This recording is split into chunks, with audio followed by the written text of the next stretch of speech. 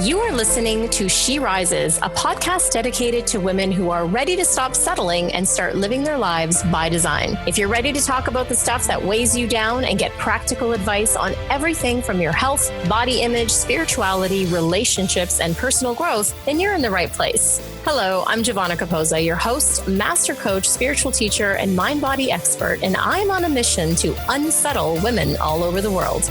Are you ready to rise?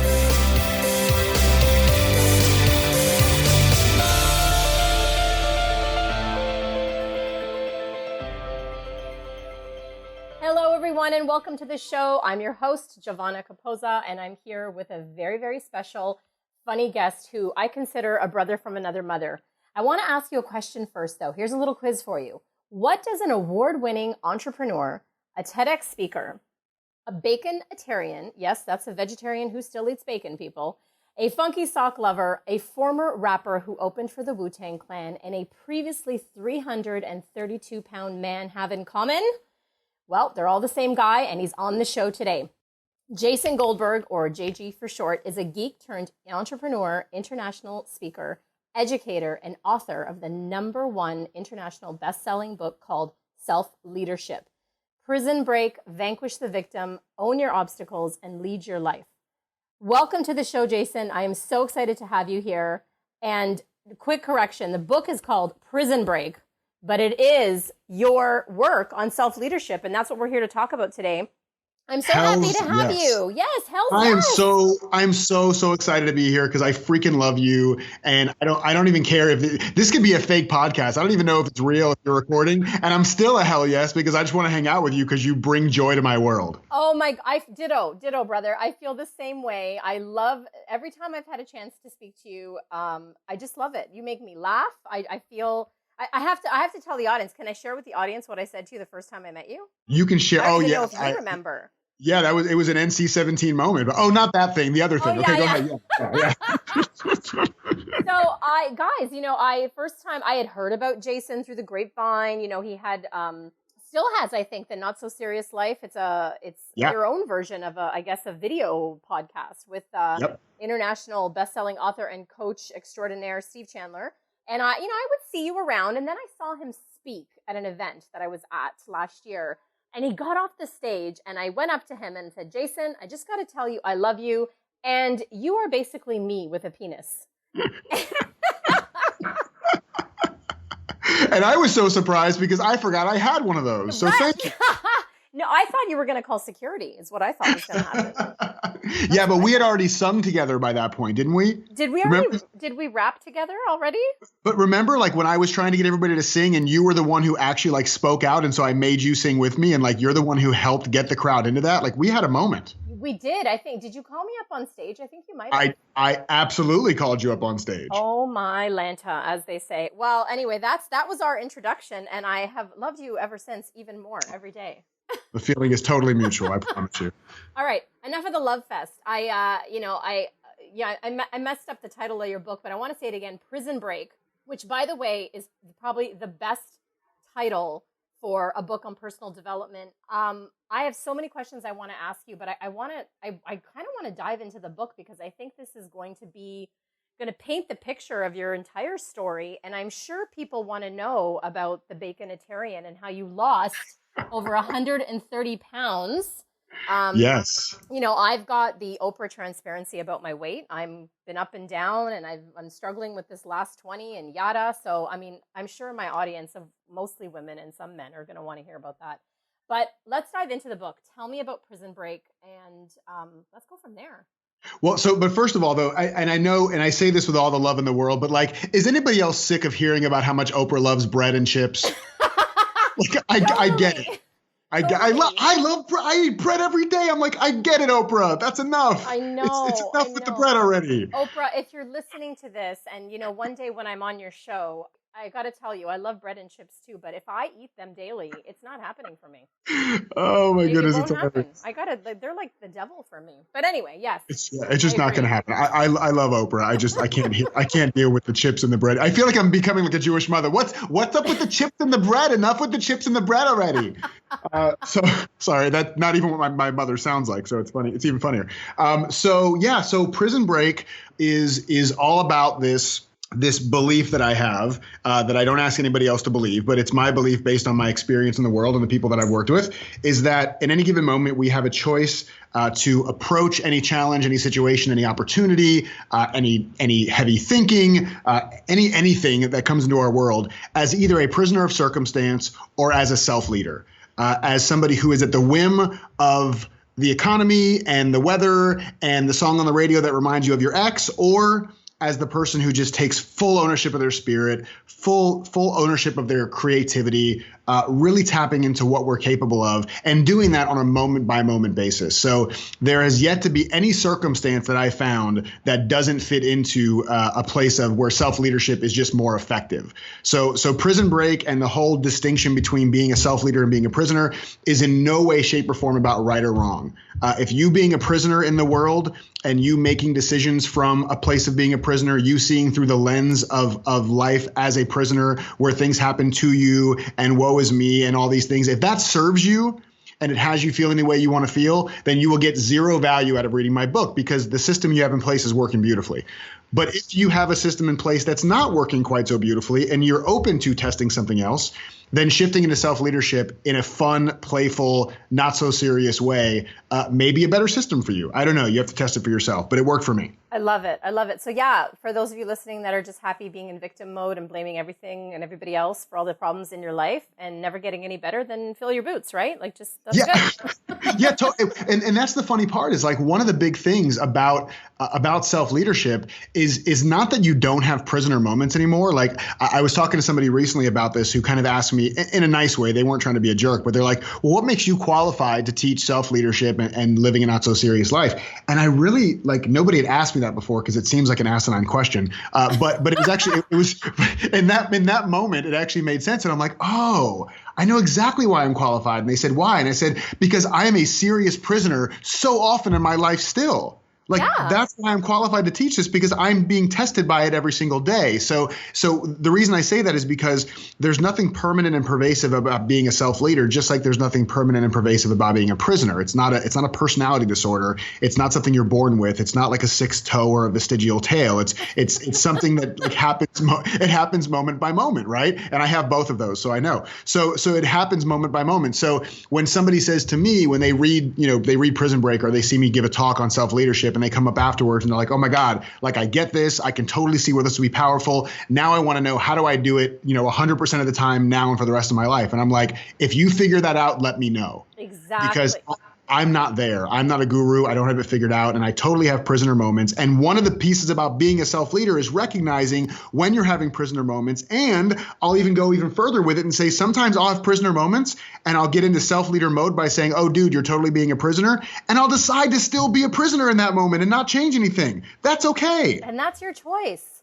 Totally. Yeah. I love that you said that, because that's so important, because often in this personal or spiritual development realm, we can sometimes get trapped in this thinking that there's some kind of destination.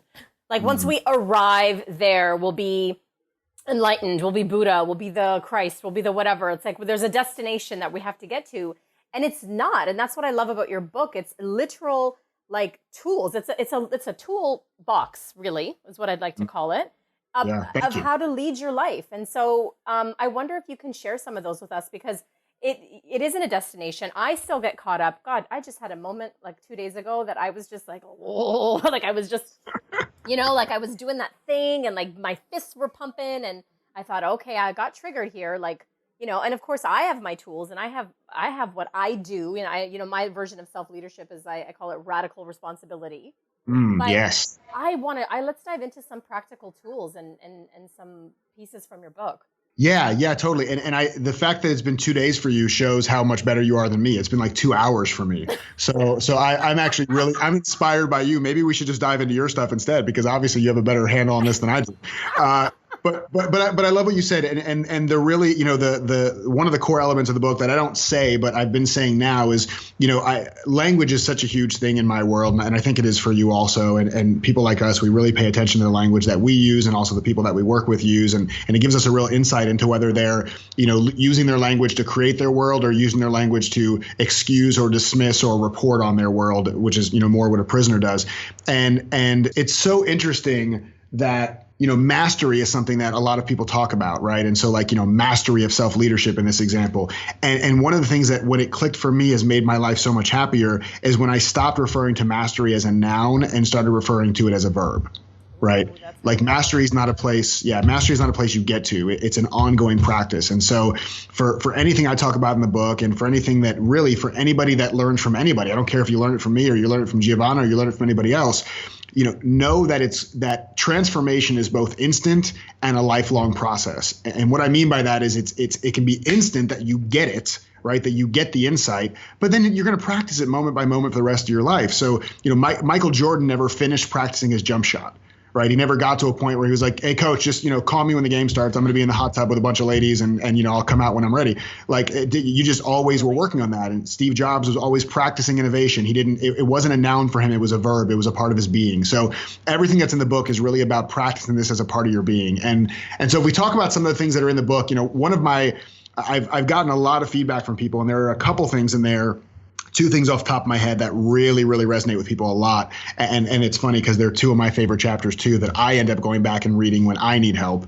The first one is a chapter that's called Your Intuition is Drunk. and it's probably my favorite chapter.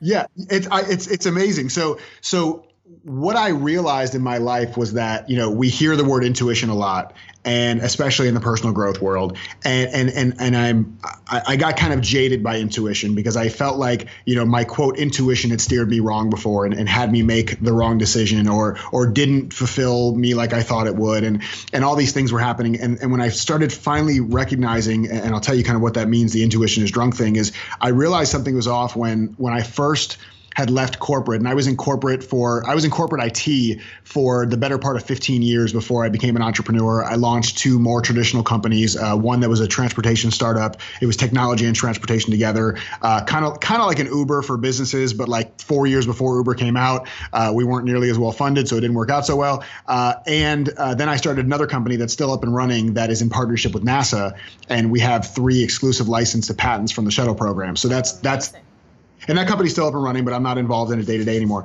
So you're pretty much an underachiever is what I'm hearing. Total underachiever.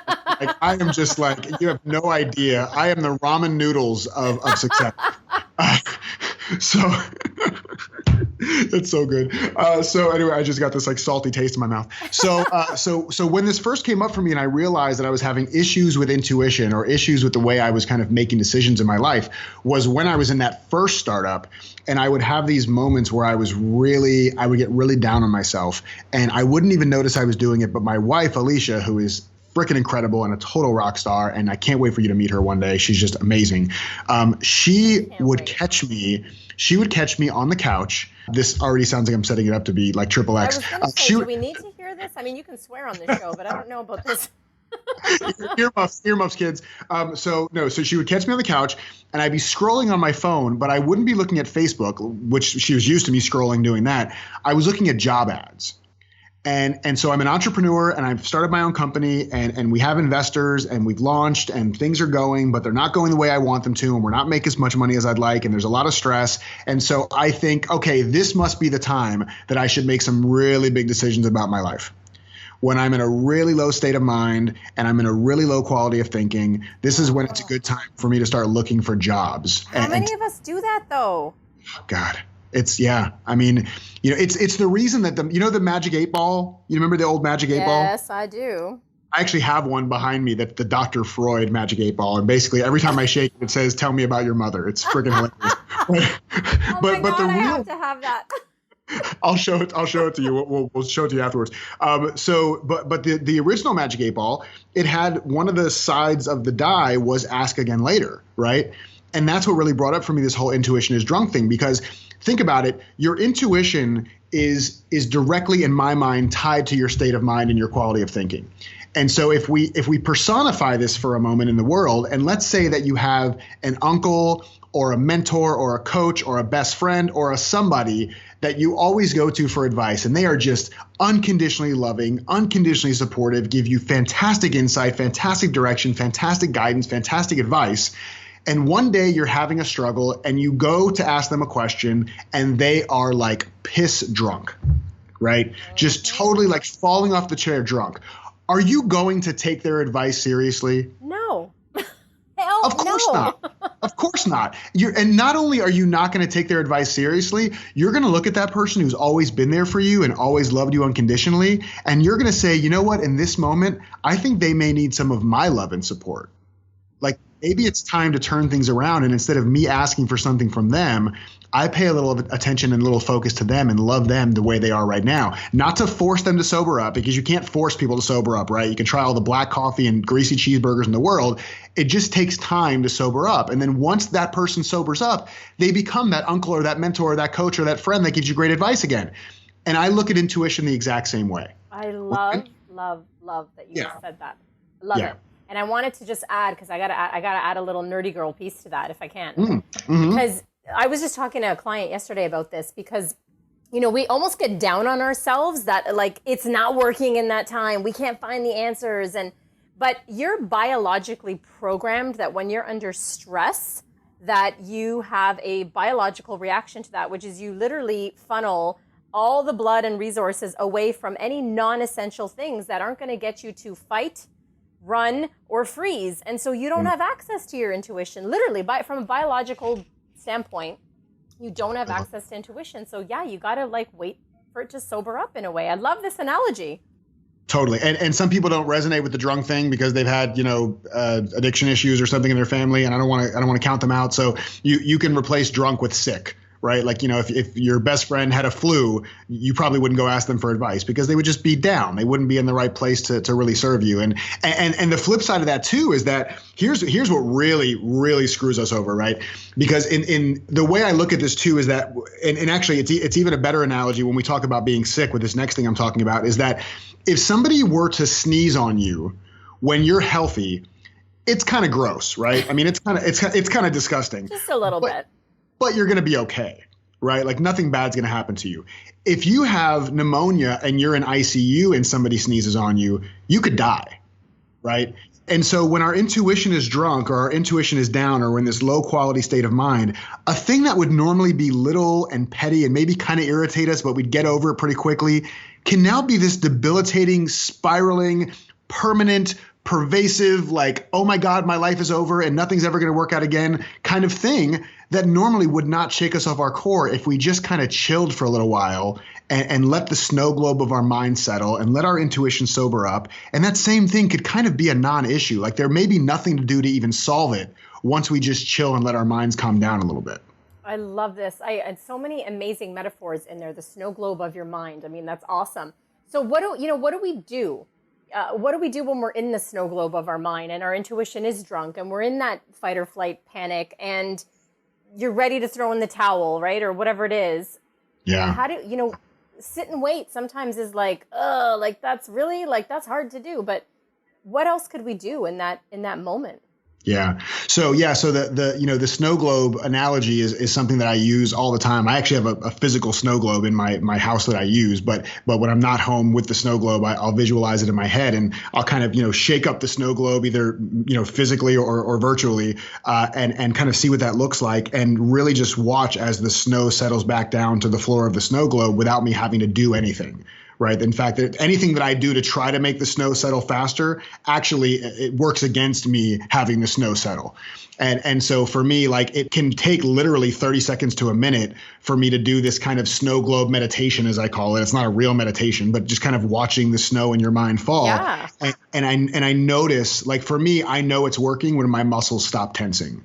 Right. When like my shoulders fall a little bit and I don't feel like my fingers are tight. I don't feel like my legs are flexed. Like it can literally be 30 seconds to a minute and I'm immediately in a better state. But even from that, right, even from there, there's still something, a lot of times you have to do something in the outer world to make things happen, right? It's Right. The insight and the awareness is a great piece, but if you're aware a house is on fire, it doesn't put the fire out. It's great. You know it's on fire. Exactly. So we want to do something about it. So for me, like, one of the things that's been such a huge practice for me, and I was just coaching somebody on this yesterday who has never heard any of this stuff, and it was awesome how willing he was, even though he was like, no, this totally goes against everything I've ever learned in my life, but he was willing, and that's all that really matters, was to talk about the fact that, like, our feelings never get it wrong, right? Like, our feelings are not here to punish us. Our feelings are simply a reflection of whatever thoughts are going on in our mind. And so while there is the option to go directly into, at worst, spiritual bypass, where you don't let yourself feel anything and you're just numbing yourself,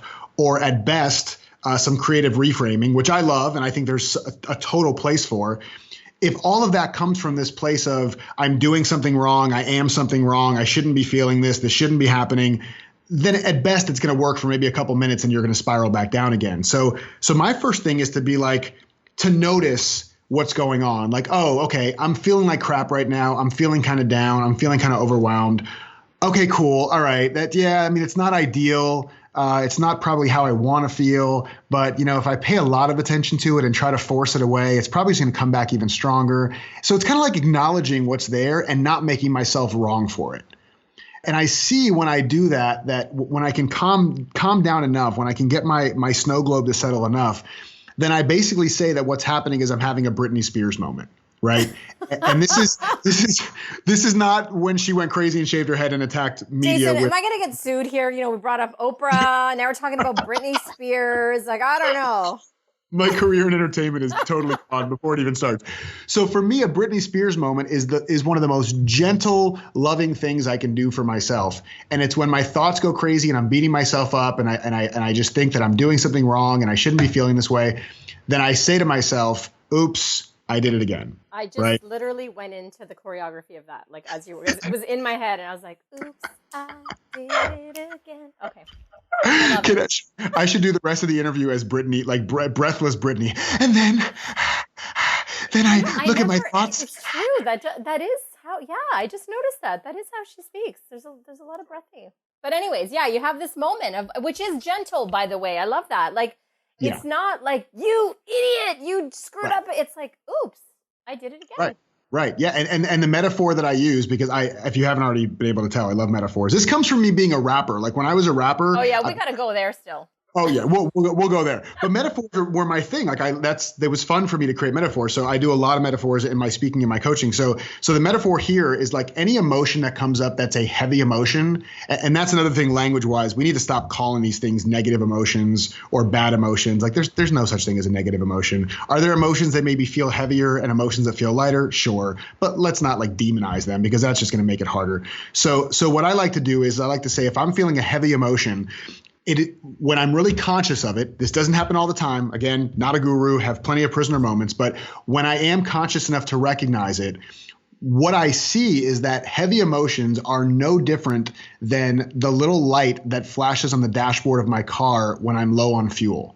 And there's never been a time in my life, even in my worst prisoner moments, where the gas light in my car came on and I said to my car, "You're so stupid. What's wrong with you that you need gas? I put gas in you 2 weeks ago. You're the biggest piece of crap ever. I should have never bought you." No, it's just like, oh, cool. I guess I'm going to need gas pretty soon. It's a call for something, right? And so for me, when these heavy emotions come up, it's like the little dashboard of my mind lights up a little bit and says, oh, hey, dude, just so you know, something in your thinking may be a little off right now. Just wanted to kind of let you know about that. No need to panic or be alarmed. But there may be something you're being asked to step into right now. Maybe it's a little courage. Maybe it's a little compassion. Maybe it's a little self-love. Maybe it's a little self-acceptance. Maybe it's a little action. Whatever it is, I'm being called to step into something. And when I'm conscious enough to recognize what that is, that's my path forward, and it's super gentle and can be super fun. Yeah, because what I'm hearing is like you don't identify with that emotion. You don't become that emotion. It's just that little light that's saying, "Hey, dude, something's off here," and totally. You can kind of step back and get perspective, like let the snow settle and figure out what the next move is. And you can't figure that out if you're in the midst of that craziness, right? Totally nailed it. Exactly. Amazing. So I'm in love with the title of your book, being a former, and I shouldn't even say a former prisoner. I'm still a prisoner. I'm a recovering victim. I'm going to just say it. But I want to talk about that because there's a part of that, like vanquish the victim. And I know from my own life, when I was and am and will continue to have moments of being a victim, you don't see it. And when you first start seeing it or someone starts pointing it out to you, it pisses you off. And then well, first of all, screw those people that pointed out to you. Screw them. Yeah, screw them. But, you know, and then you start noticing it about yourself and you're like, oh, but I found that the single most empowering thing that I have been able to do for myself and even my clients is to, you know, really highlight what this behavior is and start to take control of your life. Because when you're in victim, it's like I call it the flag on the flagpole. Like wherever the wind blows, you're reacting. And then the wind blows that way and, oh, someone did this to me. And I would love if you can give us your perspective on vanquishing the victim, because that's near and dear to my heart. Yeah. And I mean, and you nailed it. That's a beautiful visual, like, because the flag literally has no control, right? It's like, it's just hoping to God that the wind dies down at some point so it can chill out for a little while, so it can finally have like a safe, sad kind of life where nobody bothers it and it can just, you know, sit there on the pole for the rest of its life. I mean, that's a beautiful illustration. My metaphors, by the way, Jason, come from my Italian father. Was he a rapper? He wasn't a rapper, but you know, like these old Italian people, they have all these amazing like metaphors and sayings, and some of them don't translate at all, but the flag on the flagpole totally translates. I love shout Italian. Out to my dad. Yeah. Shout out to your dad for real. I mean, for multiple reasons. The most of which for creating you, but second of which for the metaphors. Italians and Jews are so close. Like I feel like I'm part Italian, even though I'm mainly Jew. But we talked about this. I'm Jew. I look Puerto Rican. I sound like a black person when I rap. So why can't I also be a little Italian? I think we can all be both, all, and everything, because genetically speaking, we are just, you know. That's true. People know out there, but yeah, I love it. I'm going to go with that. Yeah, definitely. So vanquish the victim is funny because no one's ever asked me specifically about that part of the subtitle, and it's funny as you're saying it. Like I want to think about this for a second because it's almost a lie. Like it's almost a lie to say that you vanquish the victim. Like I really like alliteration. I was going to say, but it's great alliteration, Jason. It really is. But, you know, I think it's like it's one of my friends calls it the chocolate covered broccoli, you know, like, I'm going to learn how to vanquish the victim. Like this is a good book to buy. But I think really it's about seeing that like the victim is not the enemy. The victim is just a less effective way to be. And so for me, it's like vanquishing the victim would assume that there was something that you needed to like slay so that it doesn't show up anymore. And if we focused on doing that, it would be our full-time job. Like we'd be the dude from Taken who would like just spend his entire life trying to get, you know, the daughter back. That would be everything. And I don't have any special unique skills to do that. So I can't get into that. God, you're also not as tall as Liam Neeson and you can't do the I'll find you. Yeah, that's true. Yeah, I hope your listeners have seen this movie. Otherwise, we just sound like we're physically drunk, not just our intentions. Because I have a special set of skills, and I go find the girl when she's kidnapped. Okay. So vanquishing the victim to me is really more of a state of mind. It's kind of more of a reminder of our creativity and our resourcefulness. That anytime the little whack-a-mole pops up, that we have the skills to like tap him back down into his hole. So vanquish the victim to me is like, how can I have the mindset and the skill set that when the victim appears, I don't demonize the victim. I don't feel like I have to, and this is a big thing, a big distinction between the prisoner and the self-leader is that the prisoner lives in a world of all or nothing, right? They have an all or nothing mentality. And this goes for setting goals and routines. Like, you know, I'm going to go to the gym 5 days a week, every week for the rest of my life. I missed a day. Well, screw this. I guess I'm just not going to ever go again. It's all or nothing. I can't launch this thing until I have the perfect logo and the perfect this and the perfect that. So it's all or nothing and it's a prisoner. The self-leader says, you know, what small difference can I make right now, right? Like, what can I do in this moment? So when I talk about vanquishing the victim, it's like in any given moment where you feel the victim tendency or the victim perspective coming up, what small thing can you do in this moment to get you a little bit closer to how you actually like to feel? Again, it's everything that I talk about. I try as much as possible to make it very gentle because nobody wants to do work. Nobody wants to do moment to moment. It is. Like, I get what you're saying. It's not like we said at the beginning. It's not like you vanquish it forevermore, and you've defeated the enemy or the opponent, and it's done, and it's finished. It's an ongoing process, and that's just what it is. That's life, right? Yeah. And the best example I can give for that for my life is, people will ask me a lot, how did you lose 133 pounds? How did you do that? Yeah, well, and I say I didn't. I lost 133 pounds, 1 pound at a time, right? I lost 1 pound 133 times. And that's such an important thing to recognize, because there's nothing in the world that we create or recreate or invent or reinvent that doesn't actually happen the exact same way. Sometimes people like to glamorize it. Remember, maybe you look at somebody's highlight reel, or somebody has this meteoric rise to stardom, and we think there's some, huge big break that happened to make that happen, but it doesn't actually happen that way. I've had several times where I thought I got my big break and then realized it was just one more thing that I needed to work on moment by moment and cultivate and build to actually make it effective.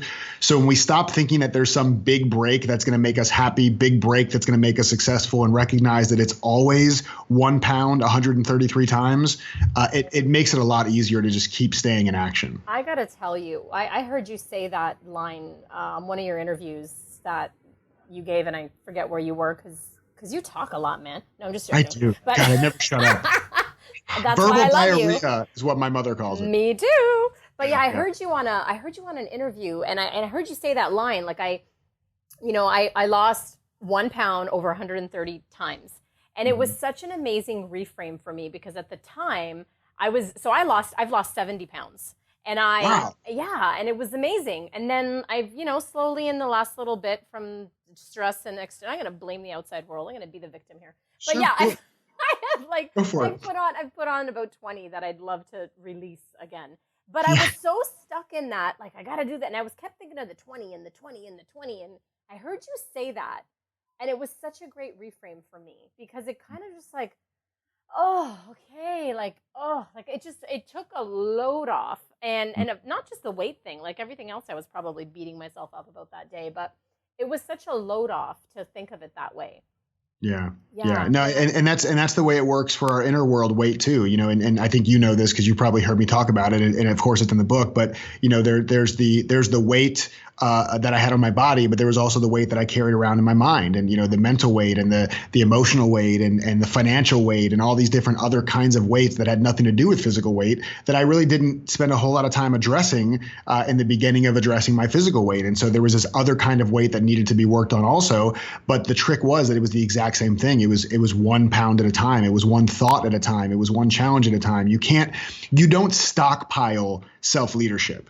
Right. It's not something you can put in the bank and then call upon at will. And the more you stock up and stockpile, then when the zombie apocalypse comes, you're prepared. Like that's not the way it works. I mean, there is a way to obviously prime yourself to see the humor and the absurdity and the not so seriousness and the self-leadership capabilities in the things that are around you.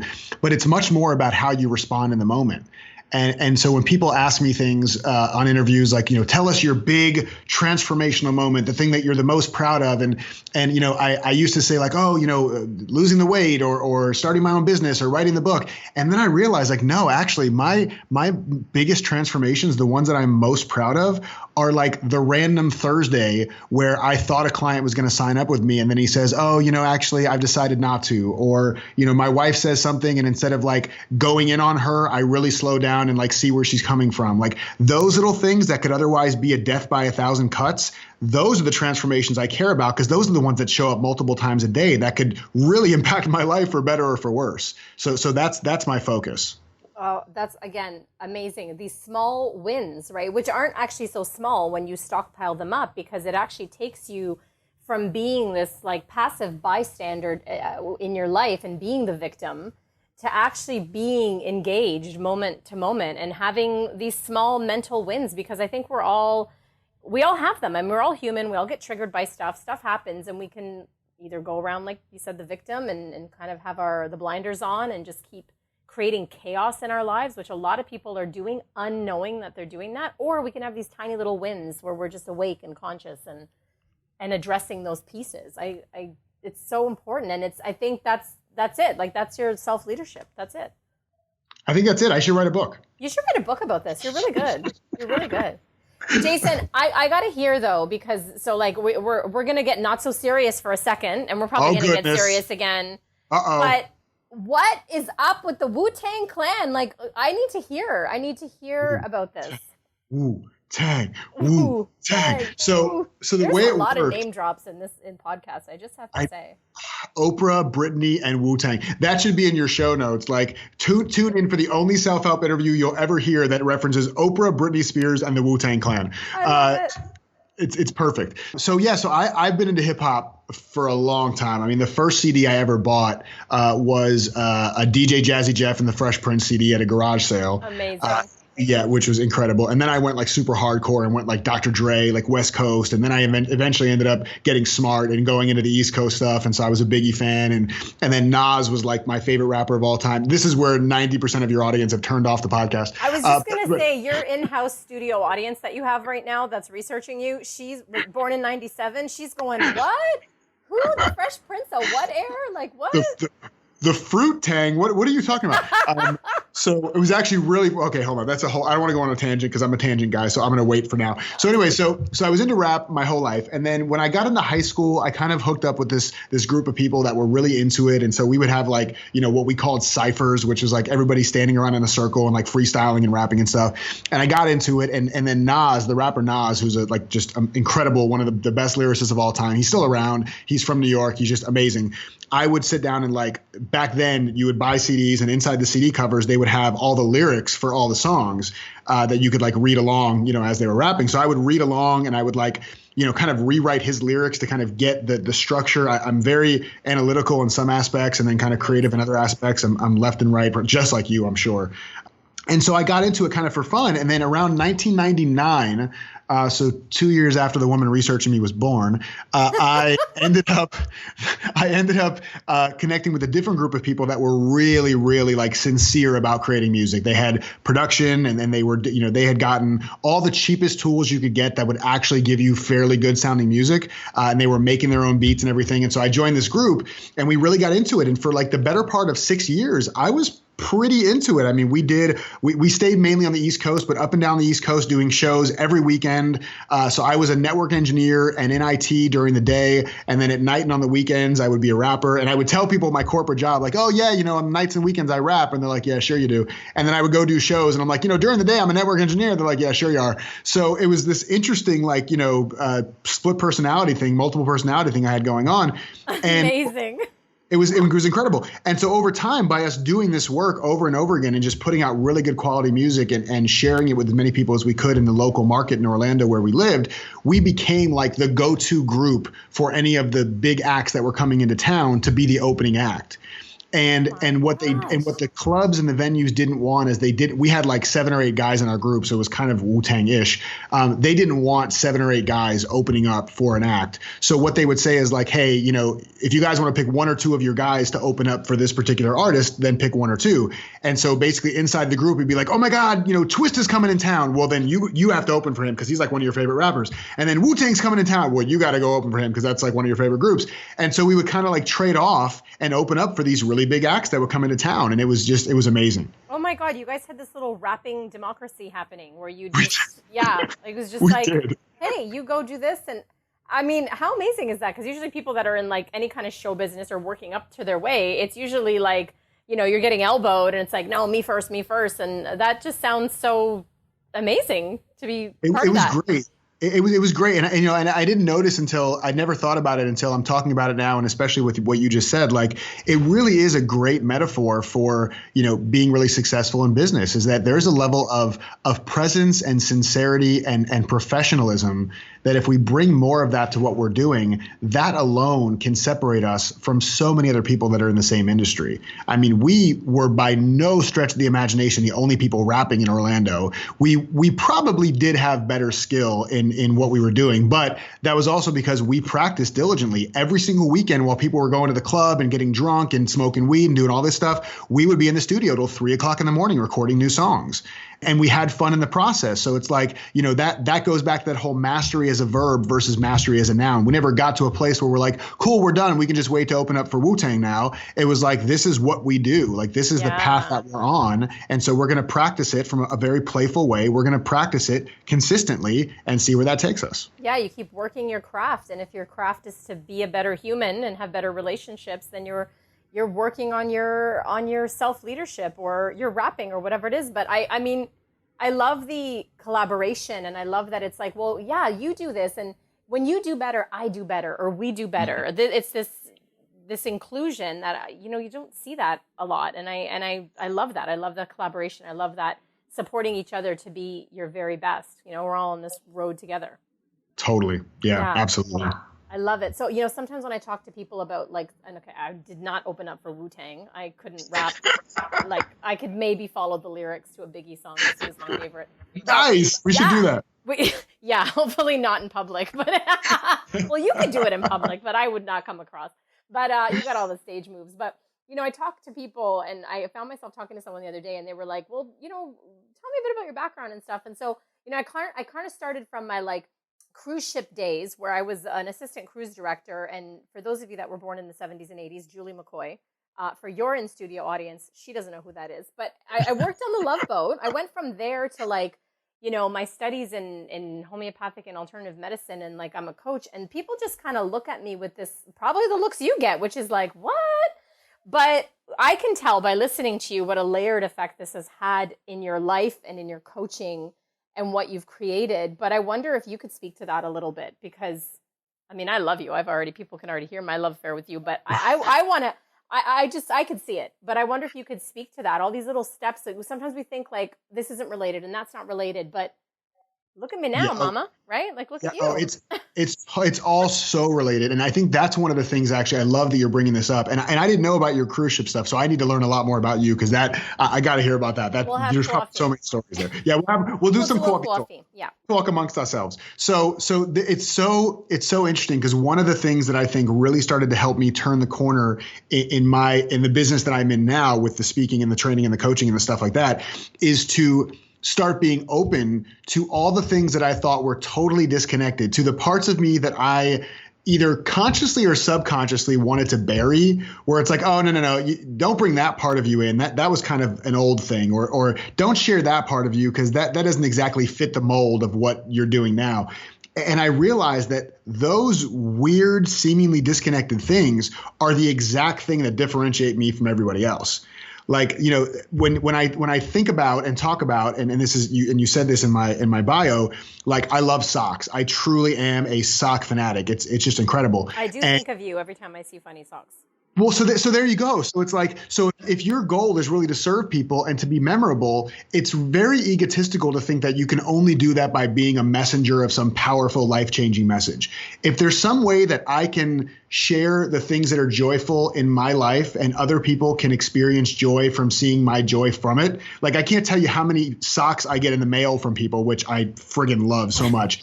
And how many, and when an article comes out that says creative people wear cool socks, and I see 20 people tag me in it, or 20 people put it on my timeline, that's me saying oh my gosh, this piece of me that I would think never would resonate with people, this piece of me that I never thought would actually create intimacy with people who would otherwise be strangers, is the exact thing that's attracting them to me and me to them. And so it's if I look back, there are so many clues of things I have done in the past or I'm doing now that show me exactly what I need to be doing more of. And it's only when I ignore or push those things away that I suffer, and I don't enjoy the work I'm doing, or I think there's some secret sauce that I'm missing. And to look back and be like, oh yeah, I was a total class clown growing up. Did I do that because I was overweight and felt like I didn't have a lot of value, and so I wanted to find some way to feel special? Absolutely. And did that thing that was a crutch and a way for me to feel like I was enough now serve me to bring joy and happiness and love to people's lives? Hell yes.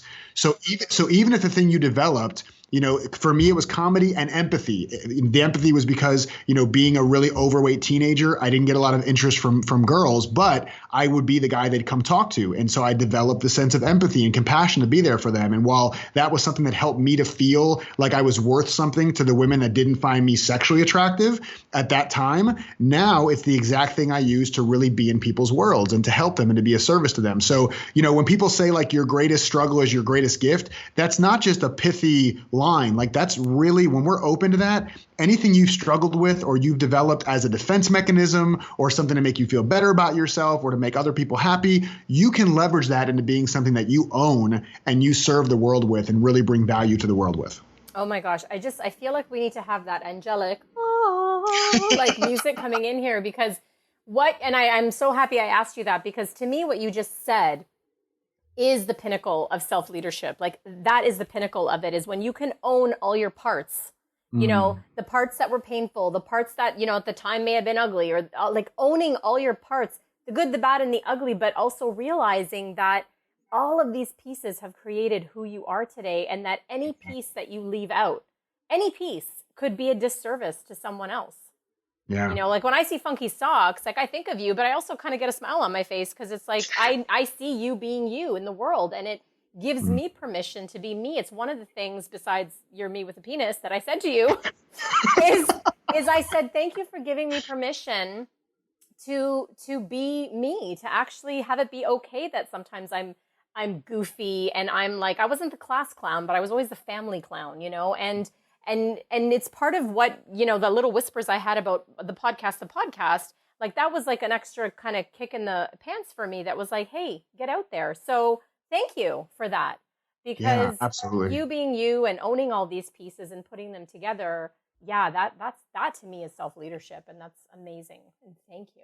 Well, thank you for that. And I'm still finding those pieces, and I still have to challenge myself to say, okay, what are the other disconnected pieces, the things that I think people would maybe change their opinion of me for or wouldn't like me as much? Like, what are those things? And it doesn't mean you share everything. There's a big difference between private and secret, right? And there's also a big difference between being vulnerable and healing in public. Right. Yes. And so I'm totally good with sharing things that are maybe private about my life. And I'm totally good about being vulnerable and sharing things that have happened. I'm not good about sharing things that are secret. And I'm not good about healing in public. Like there are ways to make sure that whatever you're doing, it serves people. So this is not about like putting everything about yourself out in the world just for fun, but it's about knowing that if service is your goal, and it doesn't matter if you're a coach or a healer or a speaker or an author or a trainer, you can work in a corporate job. And I would hope your goal is still to bring value and be of service to whoever those people are for you, is that knowing that the pieces of you that can be of service are like the real authentic you, like you showing up as your best self is going to allow you to connect with people and provide more value in their world. So just be on the lookout for that stuff. And even if it seems super like off base, just slow down and say like, okay, if I were going to integrate the fact that I love, this actually just happened. I'll give you a quick example and I'll shut up. I had a woman who it was a client of mine who owns a business, and they do background checks, right? Security, like background checks for employees, not the sexiest business in the world. And she would go into her current clients and do like quarterly meetings. And it was just not a real fun thing. Like for either of them, they're just kind of going in there reviewing how many they've done and kind of like what their employee load is looking like going forward and their hiring plans, and just not real fun. And as we were talking about this, she was saying like, we were talking about how to have more fun in her life. We had totally pushed that thing aside for a minute. And she was saying, well, one thing I've started doing that's really fun for me is I've realized like I never paint my nails. And so I'm starting to paint my nails fun colors because it just makes me have more fun in life. And then she says, but enough about that. Let's get back to how I can make these meetings fun because I hate doing them. And I'm like, well, hold on a second. So it's really fun for you to paint your nails, right? And she goes, yeah. And I said, you like to use like funky colors and do weird stuff? She goes, yeah. I said, why not paint your nails the color of the logos of the companies that you're going to see? And then when you walk in there, be like, oh my God, it's so great to see you guys. I was so excited to come see you that I painted my nails the color of your company logo. Amazing. And like she started doing that and having so much more fun going in there. And then the people that were receiving her coming in were like, oh my God, you painted like, that's pretty cool. I didn't realize you were excited to come see us. And all of a sudden they want to meet her excitement and her enthusiasm. And now this is not just some boring quarterly report or quarterly meeting. It's a time to like connect and have fun together. So we can all look for opportunities to do that. Yeah, it's like I Gotta Be Me, right? That song. Yeah, totally. I want to rewind a quick second because you said the V word a moment ago. Which one? Get your mind out of the gutter, Jason. It went right there. It went right. I know it did. The V word is vulnerability because yeah. it was a great one because I mean, up until I was in my early 30s, I thought that was a dirty word. You know, I'm not going to be vulnerable. And now, thanks to, Brene Brown's research and all of that, like we want to access that more. But there's a difference between authentic vulnerability and what I call the vulnerability vomit. Ooh, yeah. Yeah, and we've experienced this because we're in the personal development self-help world, but I'm sure people that are listening that aren't even in that world have experienced it. Like the person that calls you up and is just like kind of dumping, and like you called it healing in public, which is not really serving people and not real authentic kind of vulnerability. So I wonder if you could talk about that a little bit. Yeah, it's tough. I don't. I joke around a lot, and so I don't mean to offend anybody. Although Steve Chandler always says his rule is never offend somebody only once. That's his rule. He's like, if you're gonna go for it, go for it. So I try not to offend people too much. I've recognized. I actually I just hired a new visual branding expert that's going to be doing some really cool stuff for me, and she's super fun and playful. And she said, "You know what I get about you?" To me, she said, "You know what I get about you?" And I said, "What?" She goes, "You're into the spirituality and you're into like the pragmatic stuff." And I tell people all the time, I consider myself a spiritual pragmatist, right? Because I believe in the universe, but I also believe you got to get off your ass and do something. And she said to me, "You know what you are?" And I said, "What?" She goes, "You're half woo, half do." I love it. This is why we love each other. Yes. and that's when I knew she was a good hire. But this is like on our first call together. So I love her. So I love that you brought that up. And so when I say like, I don't want to make fun of people, the reason I preface that is because as soon as somebody says, let me get vulnerable for a minute, I turn it off, right? If you're going to preface and tell me you're about to be vulnerable, it's kind of a rule in speaking, and I do some coaching for speakers, is like, don't go up on stage and say, let me tell you a story. Like, no, just tell me the story. Just get into the story, right? So the same thing with vulnerability. Like if you have to announce and get like people to roll out a red carpet and blow into a trumpet. I'm sorry. I was literally just talking yesterday to a girlfriend about this, the people that, and I'm like thinking, have I done this? I probably have. But it's like those people that announce on Facebook when they write a big ass long post. And they're like, I like to warn people if I'm going to do a rant, because in case you don't want to hear my rant, which I don't, I do very, very seldom. But those people that announce that they're going to have a vulnerability moment on Facebook, that's exactly what you're talking about. I love it. Yeah, anyway. It's exactly what I'm talking about. And God bless them, because I know they're doing the best they can, and they mean well. And even if they don't mean well, they're still doing the best they can. God bless them. Anyway. So vulnerability for the sake of vulnerability, it kind of annoys me. That gets me into my prisoner mode pretty quick. But I think there is a lot to be said for sharing your challenges. And when I say healing in public, and I actually did this one time, and I did a video one time where I got super, super vulnerable and shared some stuff that was going on for me on Facebook Live. And I realized afterwards, ooh, that felt really bad. Like that didn't feel good. And then I went into this group that I'm in on Facebook that was a private group, a very small private group. And I'm like, guys, I don't know what's going on. I just did this video and I'm getting great response and people are like just really into it and just loving that I shared it. But I feel like crap. I'm like, why do I feel like crap? I'm like, well, maybe it's just you're having a vulnerability hangover and that's all it is. And, it's just hard to be vulnerable. And I'm like, yeah, maybe that's it. And then I sat down for a minute and I was like, wait a second. I get on stage all the time and talk about when I had suicidal moments and wanted to drive my car off a bridge every time I would drop my wife off at work, like after I dropped her off. And I talk about the issues I had with weight and how women looked at me like I was a Ken doll and there was nothing sexual about me at all. Like that was just plastic down there and there was nothing going on. And feeling just stressed and depressed and like, just all these things I share about all the time so openly. And that doesn't feel bad. So why does this feel bad? And it's because I realized, I was doing my healing in public.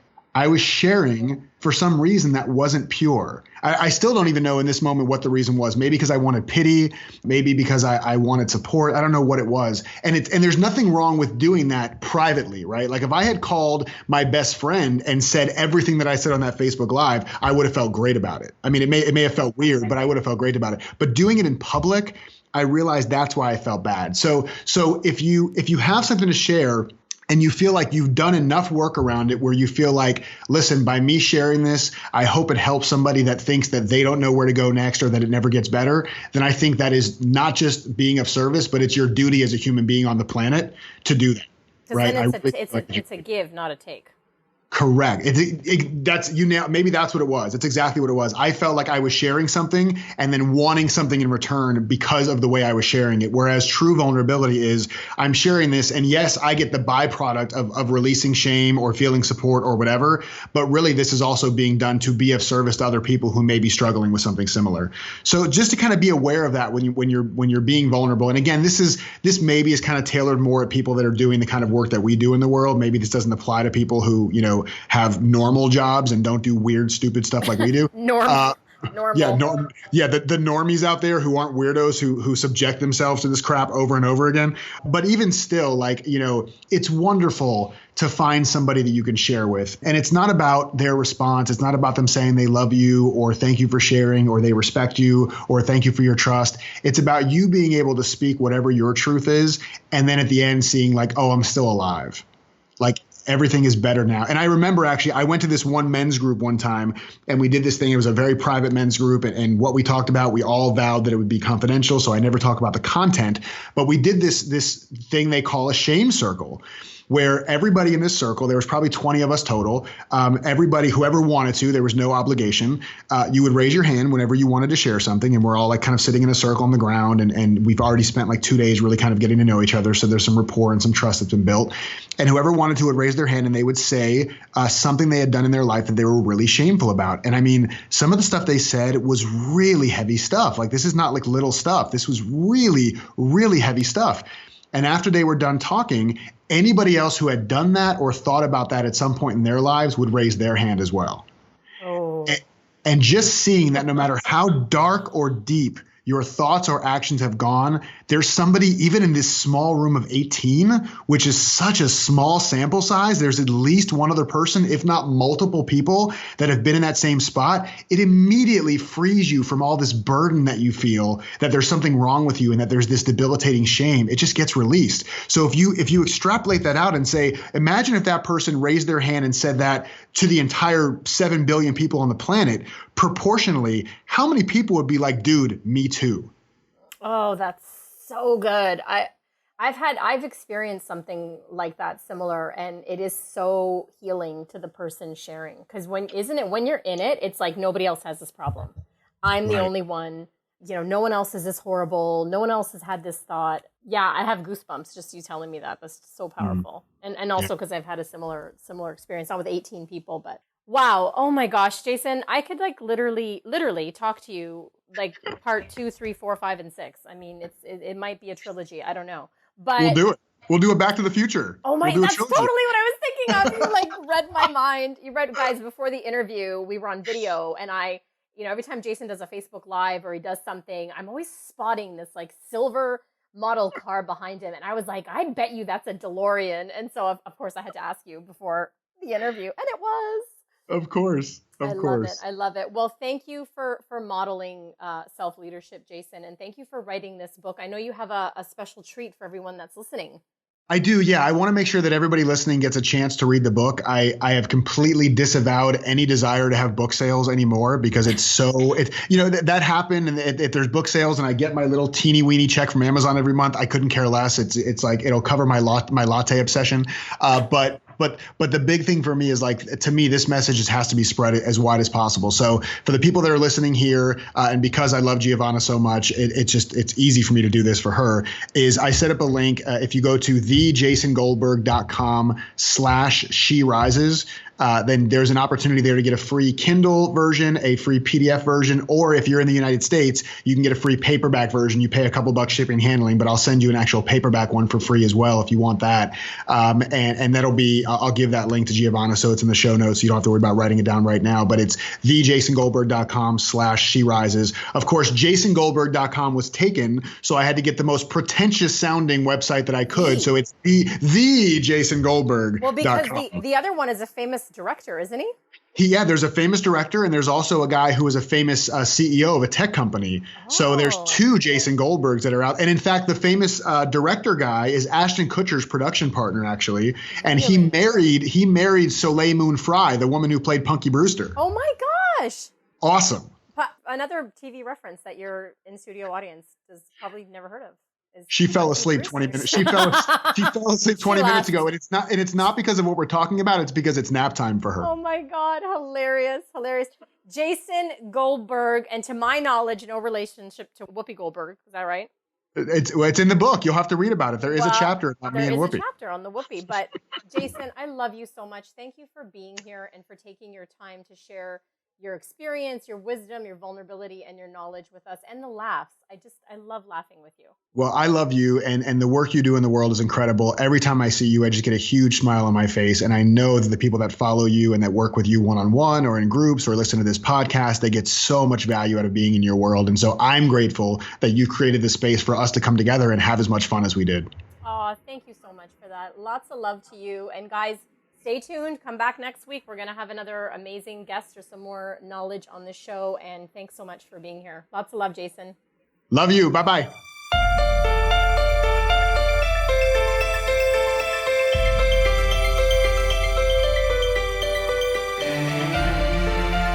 Thank you so much for tuning in, and keep rising, everyone.